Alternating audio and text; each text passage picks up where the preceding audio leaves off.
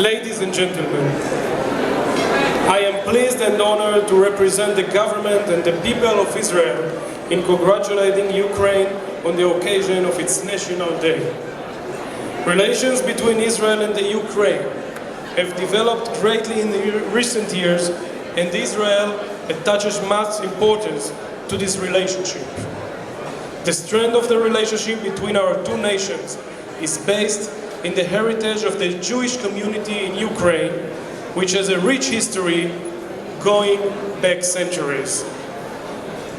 Lately, we're talking about, of course, Israeli citizens who immigrated from the Ukraine and brought the value of the shared heritage with them to their new home. The common history of the two nations includes chapters of major significance to the Jewish people.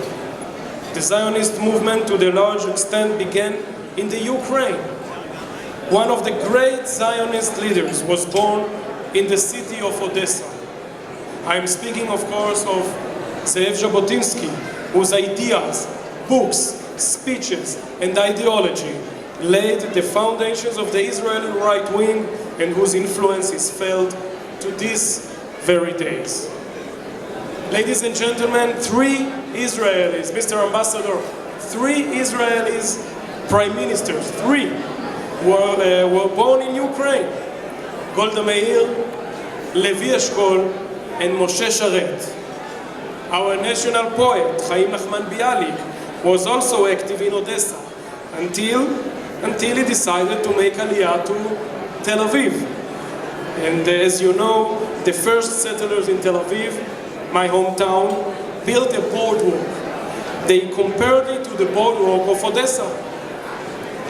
Yet, our shared story also includes dark chapters, the darkest of which took place during the Second World War and the Holocaust, when almost the entire Jewish community of the Ukraine, some 2 million souls, was exterminated.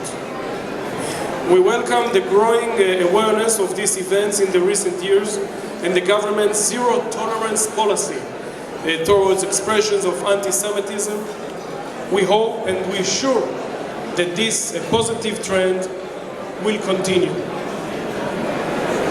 One visible example of the connection between our countries is seen every year during the Jewish festival period, when tens of thousands of religious Jews travel to Oman.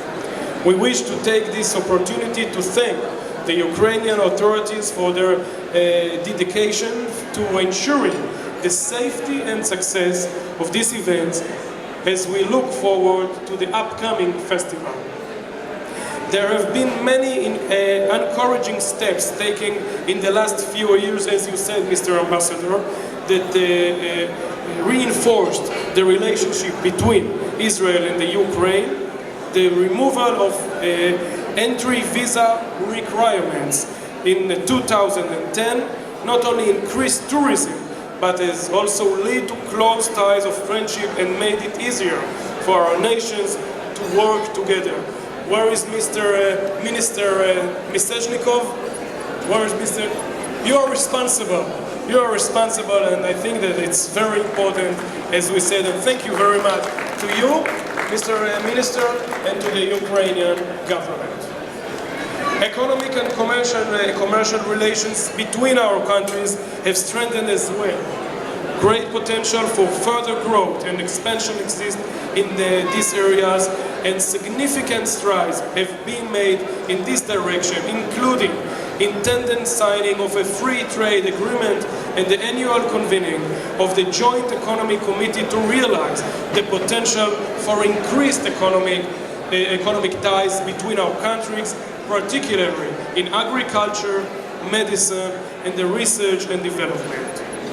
All these activities to promote the bilateral relationship between Israel and the Ukraine would not have been possible without you, Mr. Ambassador, without your great effort and the hard work of the Ukraine embassy staff in Israel under Ambassador Nadulenko, for which we are very grateful. Thank you very much, Mr. Ambassador.